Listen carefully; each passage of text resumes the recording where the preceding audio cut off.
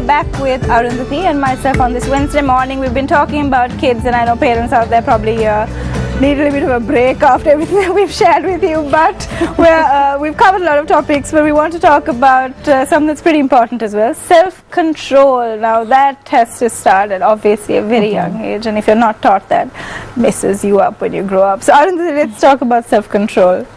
It's a huge important skill in your life, right? So as you said, if the parents still hasn't got a meltdown, so they need to know this is like a thing they need to start when the kid is very young, right? Starting from when the child is throwing their tantrums about wanting the ice cream and chocolate, and how you handle it, how much you give in and how much you say no to them, right? It's very important. But unfortunately, what happens when the children are very young, parents really give in to them. They give in to them so much that when they come to an age to understand that their behavior pattern of not having self-control is not even controllable. It's simple as that, and it becomes very difficult. So I think as a parent you should teach a child that feelings are different. How you feel at that moment, how you react to things are different, but how you behave about it is another different concept altogether. Kids are, very quick to want different things, from food to, I think earlier we saw in the video, like asking parents not to feel pressured to buy their children electronic gadgets and things like that. Even with things like watching television, where parents would want their children, where children basically would want to watch television from the time, if it was up to them, from the time they wake up till the time they go to sleep. But there have to be guidelines, very clear set out guidelines. So let's talk a little bit about when does a parent say no, or when do they know how to say no? Right from the start, because right from the start we need to understand when the child is a toddler as young as 2, they will always give in to their wants. They want their wants, needs, and they throw tantrums, right? So you need to understand that at one point you need to just say no. Your behavior is completely ignored if you don't know how to handle your feelings. So if you don't start that young, when they are about 15, 16, it's not going to be possible for the parent to control their emotions. So it's simple as that. You start very, very young to make them understand there's a huge line between feelings and how you behave about it. And I think again we have a small video that will demonstrate what we're talking about a little further. When we come back, we're going to have a conversation on that. How to teach your kids self-control. If your kids are prone to meltdowns, learn how to help them cope. You will need limits, consistency, boundaries, a calm demeanor, decisiveness, consequences, teachable moments, encouragement, and kindness. Step 1. Set limits and consistent boundaries at the outset. Kids don't understand the difference between wants and needs. You are the boss and their teacher. Your crisis isn't everybody else's emergency is a good rule of thumb to teach them. Step 2. Stay calm to demonstrate your own self-control. They need to know that their reaction is out of proportion to the problem, but they can't learn that if you're yelling too. Step 3. Enforce direct consequences as opposed to arbitrary punishment. If they throw a tantrum over wanting to watch a TV program, shut the TV off, rather than, say, sending them to their room. Children are more intelligent than parents think they are and appreciate having to figure things out. Step 4. Use teachable moments to address behavior. Make them take responsibility. Guide them to identify what they did and identify better behavioral choices.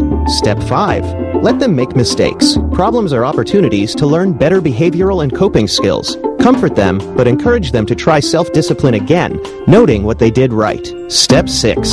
Set a clear example by following the rules you set. Kids emulate their parents' actions, so illustrate how gratification can be delayed and how to cooperate with others' needs in mind. Did you know? Some types of impulsive behavior, according to information published in 2007 by the National Institute of Health, can be a symptom of bipolar disorder. Again, lots of information just packed into a very small video there for you. The one thing that really struck me is something that a lot of parents, I guess, find very difficult to do, to keep calm. Again, back to the parent taking away from the child and focusing on the child and the child's problems, but looking back on yourself and keeping calm is quite difficult sometimes, especially, it's not like you stay around at home waiting for things to fall apart so you can fix it. Parents have their own pressures of of life. As in, they've got work and other things to sort out, and then you come back and then you've got all of this in the meantime. What tips may you have for parents out there to kind of keep calm and keep things in perspective sometimes? Well, they say patience is a virtue, so you really need to work on that when you are a parent. There is no significant tips, because every parents have the tendency to trip when they see the child misbehaving. It is just automatic. It's like a switch that goes on. You're like, how dare you do this? Because you try so hard to make them this good kids.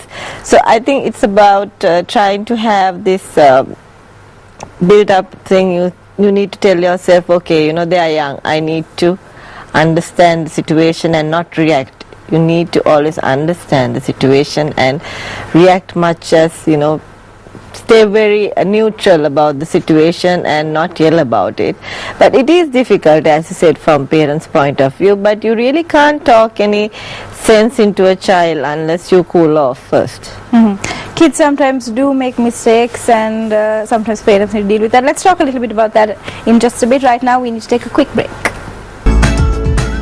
We're back on the final few minutes of Good Morning Sri Lanka. Arundhati and I have had a very long conversation today about children, about raising children. I'm sure aspiring parents out there may already take these tips down, write it down. You may find it useful, but honestly, parenting is a very, very tough job.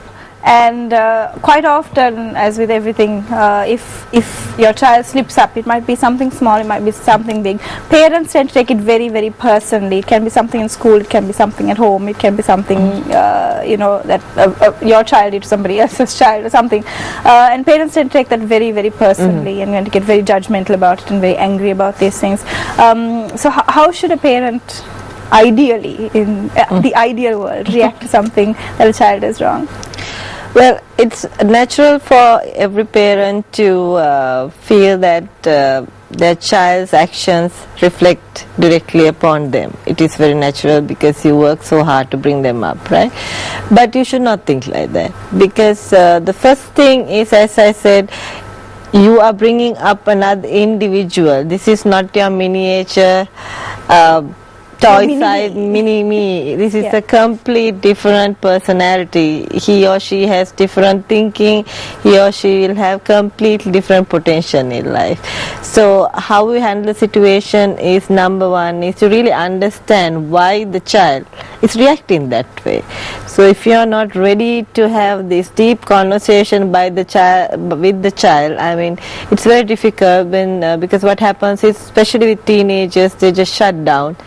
And that's where they end up doing so many unnecessary mistakes, because they don't have anyone to talk to about it even.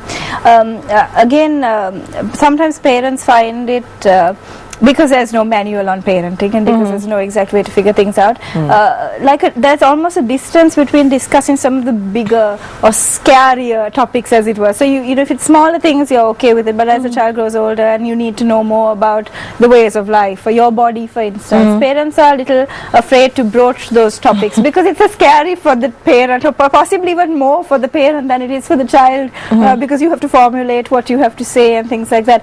But a lot of the problems that we have in society may stem from the fact that parents don't always have those discussions with children in early life. We saw in one of the videos them mentioning that you have family meetings. Now I know that sounds, I mean, to me personally, that sounds a little alien. I don't think I know any families that have family meetings, but is that recommended? Is that something that perhaps parents should be thinking about doing, to sit their families down and have a little bit of a conversation? It is very important, but as you said, it really doesn't happen because people are so busy and trying to, really budget the time which they have and fix everything into that little slot of time they have. But it's very important to stick as a family together and discuss things. And about discussions of things with kids, and I feel both parents, the mother and the father, should always be on the same page, because this is always a huge question mark when it comes to discussing problems with kids, because the mother thinks differently and the father thinks completely differently, where the child is in between. They don't know whom to listen to. So when you're parenting, you cannot have your own personal reasons for judgment. You need to think of the child, and both need to make a decision. So both have to be on the same page while... Always. Yeah. It becomes very difficult for the child otherwise, because you need to understand the child doesn't want to disappoint any of the parents. And then what may also happen is that the child may find one parent more lenient and will tend to ask them for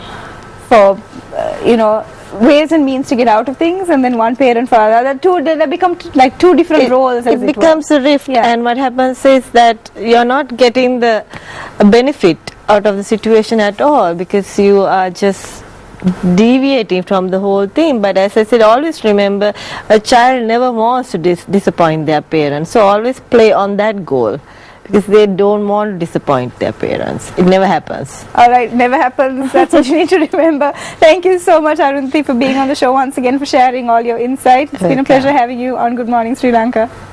And with that, we need to say goodbye to you, and of course, as always, we wish you a very pleasant day, and we will see you once again tomorrow. Till then, have yourself a very, very great day. Take care. Bye-bye.